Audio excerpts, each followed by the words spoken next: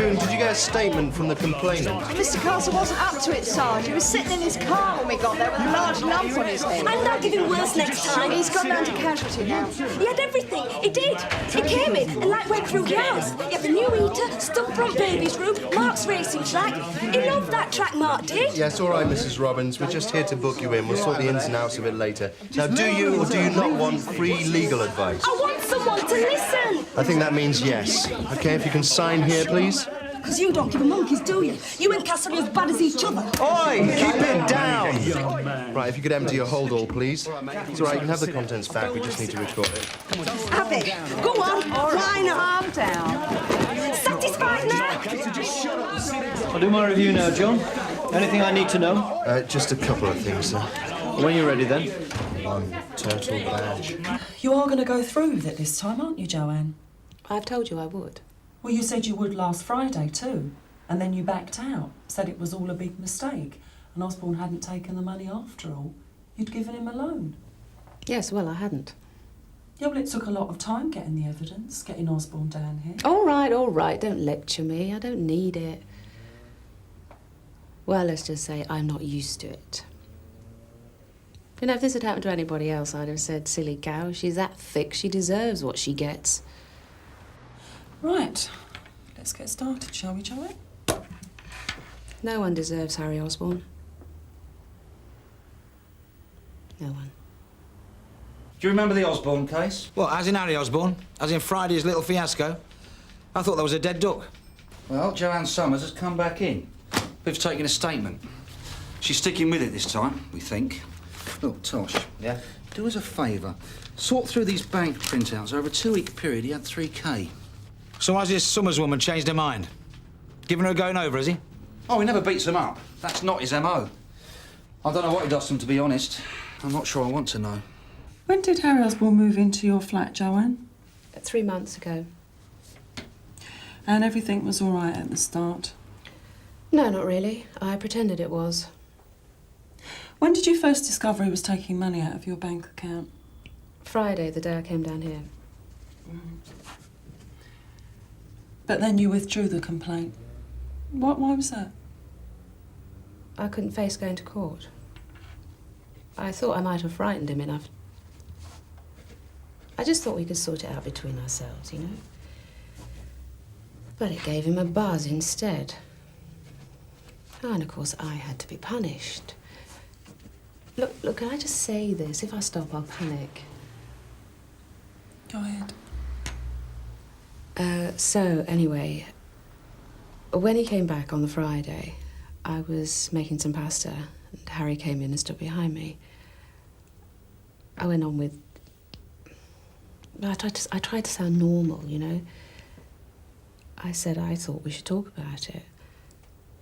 He didn't answer. It was... Oh, God, this sounds really stupid, but I could feel the hairs on the back of my neck standing on end. It was, well, kind of like an animal thing, and when I looked round, he was smiling. He came towards me, still smiling, and I wanted to scream. He didn't touch me or anything. He just swiped everything off the counter, the tomatoes, onions, the lot. And then he said, you better pick those up. And it... Oh, God, this sounds really stupid. I crouched down on the floor and started scrabbling around. I couldn't tell him to go. I couldn't say anything. I just couldn't breathe. And then he said, kind of teasing me, don't do that again or else I'll get really annoyed. It's all right. I understand. God, Saturday seemed endless. I didn't have any ice for his drinks, so I went to fill up the tray, and he was there, leaning, watching me. You're doing it again, he said. You're trying to annoy me. Why don't I put an axe through your head? Then he started stroking my neck. I couldn't breathe. The thing was, the worst thing was, I could see how it could go on. Let's get some of that down, shall we, Joanne? I'll get the lads round there to pick him up. Where is he? At your place? It's wild, though, isn't it? I mean, when I first saw him, I thought, well, this could be him. He's taken his time, but here he is. Mr. Right. It's all right, I can go back to sleep now. We have to wake you up, Mr. Hale, to explain why we're going on with your detention. I want to... And so you can make your representation. I want to come out! Yes, well, I'm afraid that doesn't count. Thank you. Oi! Why can't we let sleeping dogs lie, I asked myself. No provision in place for sleeping dogs, John. Duty brief's here for Mrs. Robbins, Sarge. Oh, he's a bit quick off the mark, isn't he? An hour or two. It's Graham Slattery. It's all right. Drawn the short straw today, haven't you? Yeah, you're not joking. No, I did see that. Just ignore it. That's right. Yes, OK. Right. Bet you won't find reception in here too good, Mr. Slattery. Good job I'm thick-skinned. So what's Mrs. Robbins in for? Assault on a Mr. Edward Castle. My officers are on the way up there to see him now. I did warn you on the phone that we wouldn't be able to interview for a while. It was half an hour ago. Yes, well, you can see Mrs. Robbins if you want. Won't be too long, will they, Sergeant, these officers of yours? Only I need to push on. Push on as much as you like, Mr. Slattery. It'll be as long as it takes. Dave, cell number 2. Castle. I do remember him as a little man with a very large lump. It's gone, I'm afraid. No treatment required. Do you need a home address? No. He gave me his card. Thanks anyway. Just... Edward Castle, 102 Waybury Crescent. Debt collector. Well, I suppose he goes short of work. So, what's the problem? Same as last time, I'm afraid, Mr. Osborne. Ah, come on, you're joking, aren't you? She hasn't. Harry Osborne, I'm arresting you on suspicion of obtaining money by deception from the bank account of Miss Joanne Summers. The woman's a nutter. I must caution you that you do not have to say anything, but anything you do say may be given in evidence. Do you understand? I just can't believe she's doing this. I thought it was sorted... Oh, well, it's my own stupid fault, isn't it? Sorry? I mean, I should have picked a better time to tell her, shouldn't I? I'll tell her what, Mr. Osborne? I was leaving. I see. I'm hopeless with women. Always jump in feet first. The thing is, she's really under pressure just now. Really strung out. But after Friday, I'd had enough. The thing is, too, she's really paranoid. I just have to look at another woman and she'd say things like, "I'm gonna get you for that, Harry. You wait." And she has, hasn't she? She has got me.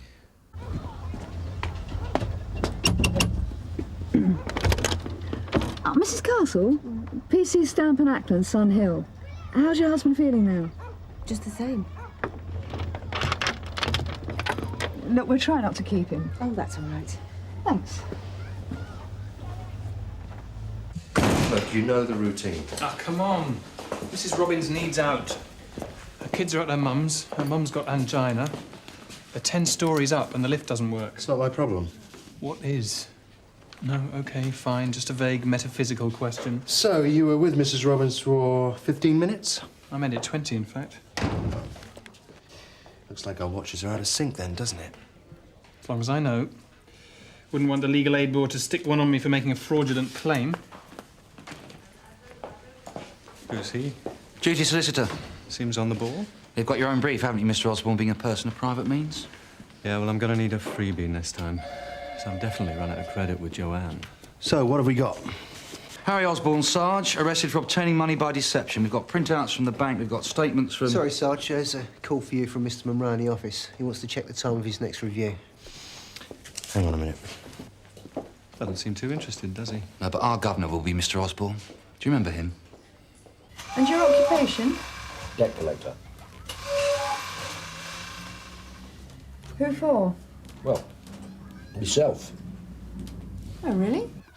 I buy up bad debts, don't I? Then I go around collecting. These big firms, they don't want to know, just wash their hands. Me, I don't mind trogging around, knocking on doors. Mine, it's thankless. I can imagine.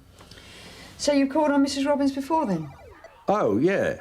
Well, a couple of times. It's not a very pleasant area, to be honest. Springfield Road and its environs. Don't have to tell you lot, do I? You should know it better than most. How much did Mrs. Robbins owe? 90 quid. Of course, then the interest goes on. I'm sure. Look, what is this? Some sort of interrogation or what? We just need the background, Mr. Castle, that's all. Because what I do, it's all legal and above board. I mean, I can't help it if people won't pay their dues. Take Andrea Robbins, classic case. Buys stuff on the HP, bits and bobs for the kids. Can't keep up the payments, then, like, gives up. I did my best for her, mind. Mary'll tell you. Won't you? Oh, yes, he did his best. Just get some tea. I don't suppose they've got time, have you? Oh, I think so. What children have you, Mrs. Castle? Oh, no. Well, children cost. I'll need some help in a minute.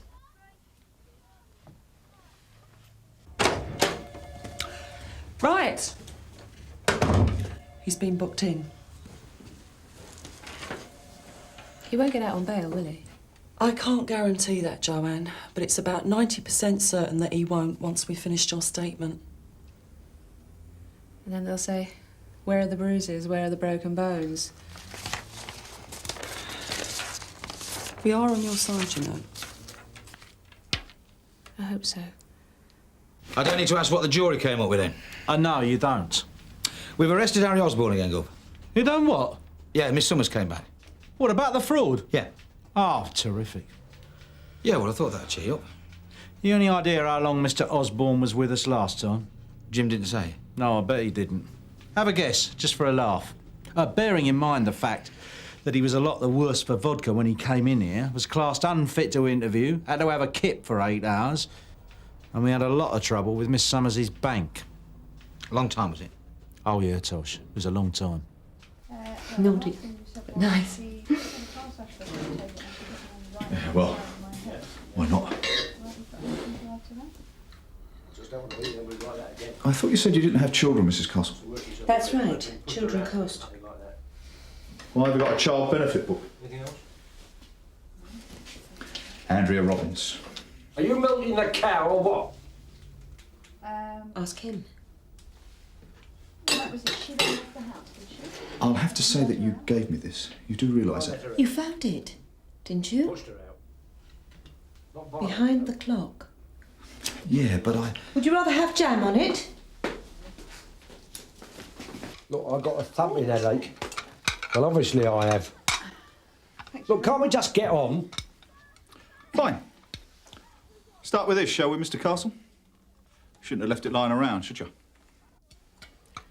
Well, well, well. Well, you shouldn't be poking around, should you? Ever since you come in, you've been doing it, fiddling with things. We're just interested visitors, Mr. Castle, admiring your collection. Oh, no. It's more than that. I'm the victim here. I should be getting victim support. Instead, I've been getting the 3rd degree. No, I don't want it. OK, I've got Andrea Robbins' book. So what? Oh, the TSS, of course, will want to know why. Mrs. Robbins gave it to me. That's why. For safekeeping. Well, she's got a drink problem, hasn't she? She loses things. Oh, yeah, like some of this stuff, you mean? I mean, that's Mark's racetrack, isn't it? Well, she's not paying up, is she? I've got a right to take stuff to the value of the payment. So why did you take her book? Well, the thing is, I lent her some money, didn't I? Yeah, call me stupid. She had other debts on top of what she owed me. The bailiffs were coming, she had 6 days to pay. I'd been going around for a while by then, and I could see she was in trouble, so I said, OK, all right, love, I'll lend you the money. She was over the moon. At what rate of interest? Oh, well, usual. A case of out of the frying pan into the fire. We've all got to live. Look, I don't know why she gave me the book. It was like stuffed in some box. She must have been drunk. Give it back to her then, shall we? Yeah. Now, about your complaint that Mrs. Robbins assaulted you this afternoon. What about it? You'd like to think about it again, wouldn't you? Oh, I've got a thumping headache. Yeah, all right, forget it. Just leave me alone. I expect you know how Mrs. Robbins felt now. Cell 4 wants some tobacco, Sarge. Has he got any cash? He's too drunk to smoke. But he doesn't want to smoke it, he wants to chew it. I think Mr. Slattery wants out, Dave. I didn't hear anything, Sarge, did you? Don't tempt me. OK, Mr. Slattery. Congratulations, Mr. Slattery. You've excelled yourself. Not very good for the legal aid claim, though, is it? I'll make that a bare 10 minutes. Yes, well, it didn't take long to spot the deliberate mistake. I'm sorry? I mean that Mr. Osborne has now been arrested twice for the same offence. What? You might like to check the custody record for Friday. You'll find an entry there. I wasn't on. Well, that's what I presumed. Otherwise, you would have seen that Section 37, paragraphs 6 and 7 of the Police and Criminal Evidence Act applied here. Section 37 apace states quite clearly that the detention clock starts at the time of the first arrest, i.e. Friday. Even by your watch, Sergeant, I think you'll find that time has run out. I've advised Mr. Osborne that he now has grounds for making a claim of false imprisonment. In fact, I think I'm right in saying that he could sue the police commissioner himself. It's a bit unusual for you, John, not checking the custody records. It might have helped if you'd given me the full details on Osborne when I was booking him in. You weren't listening, Sarge. You weren't trying. I was waiting for you to ask. What, do you think I've got ESP or something, do you, Jim? Do you think I guessed that you'd nicked him on Friday night? The truth is, you didn't want me to know, because you just wanted him banged up. No questions asked. You bombed off! Shut up, Jim. Just leave it, will you? I don't want to stand up in here. Not for Mr. Slattery's benefit. Just a minute. Mr. Slattery, would you mind using the duty sergeant's office, please? Dave, could you show him through? You'll find less distractions in there. Pity.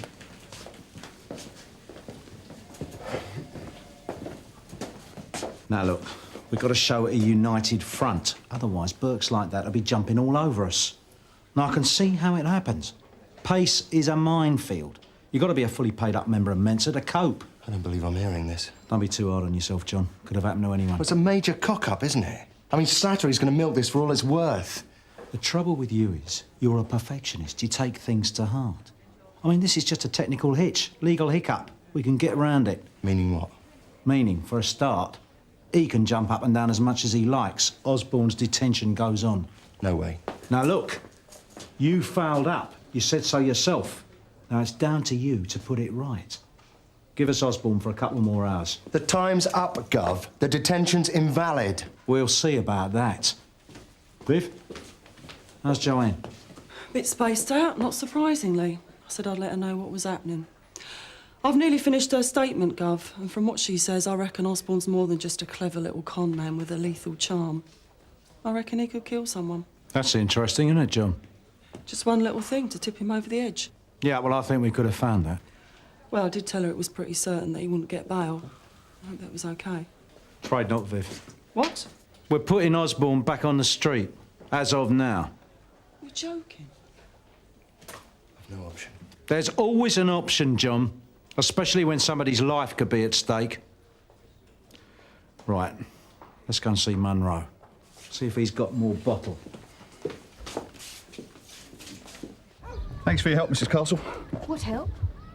Yeah, well, thanks for the cake then. Naughty but nice. Wait, shut the door, you'll let the heat out. Ever use the post office, corner of Lion Street? Thursdays, it gets very busy. You've got to get there early. It's benefit day. Come on, hurry up, shut the door. Thank you. Do you think she was trying to tell us something? She's definitely trying to tell you something. She hasn't suffered any physical abuse. Well, he still terrorised her all the same. I mean, I'd say that Harry Osborne's got all the makings for a first-rate psychopath. The behaviour pattern's all there. Like Viv says, I reckon he's ready to go over the edge. John? Well, it's hypothetical, isn't it? He's been arrested on a case of a £3,000 fraud, end of story. We can't go banging people away for what they might do. We haven't got the space. Look, why don't we get the other complainants back in? I mean, they know Joanne's biting the bullet. Might make all the difference. We can wing it for a couple of hours. In case you hadn't noticed, Frank, we don't wing it anymore. Not in public, no. Not anywhere. That's because people are paranoid. They don't have the courage of their own convictions. To continue with Osborne's detention would be to compound an error. All right, so we get the superintendent's authority. It's not a serious arrestable offence, Frank. And you haven't got the evidence together. And where's the copies of the forged cheques? That's the banks, isn't it? They're dragging their feet. So we let some jumped-up little brief put it over on us, do we? Because he's right, that's why. Well, don't forget, John, the buck stops with you. Oh, don't worry, I won't. We'll have the post-mortem later. I'll come down with you. I'll see you later, Frank. So what do I tell her, Sarge? What do I say? Counting the seconds now, are we, Mr. Slattery? Reflex action, Inspector. All right, Mr. Osborne, you're free to go. If you wait by the custody desk, I'll restore your property to you. Took your time. My office, John, 15 minutes. Fine, sir. Just wait a moment. I've got to sign you out. Oh, right, of course. How long's that going to take, then? Your guess is as good as mine. You've handed over your duties, have you? Yes, sir. Managed to get that right. Well done. Mr. Brownlow knows about this, does he, sir? I suppose he'll be wanting to talk to me. Worried about being on the peg for this, are you, John? Well, it's basic, isn't it? I mean, checking the custody book to know what's going on. OK, Jim Carver could have spelt it out a bit more. OK, we were busy, but... It was still this side of mayhem. Just about. It takes 20 minutes to fill in the custody record. That's minimum. That's if they don't give you aggro, aren't too drunk, and know how to spell the name. On top of that, you have the routine stuff. The thing is, though, what really gets me with this one is... Well, you saw Osborne. I think Viv's right. He could be a killer. And this could be what tips him over the edge. He's not off the hook. He's just got a reprieve. All right, you could get your card marked for this, but see it for what it is. Human error. You're familiar with the concept, are you? Yes, sir, I am. Good. Because I have to tell you, John, you're capable of screwing up when the pressure's on, just like the rest of us. Yeah. And I'd start coming to terms with the fact if I were you. And if Osborne sues? Let's get through one day at a time. How'd you get on with Castle? Oh, fine. We were just hearing there'd been a problem. Yeah, right, June. There was a problem. I'm sure Dave told you. I screwed up. Big time. Well, no. I mean, Dave just said... Yeah, well, there you go. Could happen to anyone. I never thought I'd hear you say that, Sarge. Don't push it, June. No, right. Well, we've sorted out Mr. Castle. He's going to drop the charges against Andrea Robbins. Apparently, she didn't hit him with a brass ashtray after all. He must have fallen awkwardly. You didn't lean on him, did you? Oh, hardly at all. In fact, I think with just a little more persuasion, he might want to return the boys' racetrack as well. If I don't get to it first. And we've got to be at Lion Street Post Office Thursday morning, Sarge. See if we can collect a few more of those. Well, I'm glad that somebody had a good afternoon. So, let's go and tell Mrs. Robbins the good news. Funny thing, isn't it, Sarge? The law. I mean, when you think... Yeah. So that's it, is it? It looks like it. I can't believe it myself, but it doesn't mean to say he's going to get away with it. It's clever, though, isn't he? Yeah. He got lucky. He had a sharp-eyed brief. Look, I promise you from now on his life won't be worth living. Well, I won't hold my breath. Look, if you're worried that he's going to do anything, you know where we are. Worried?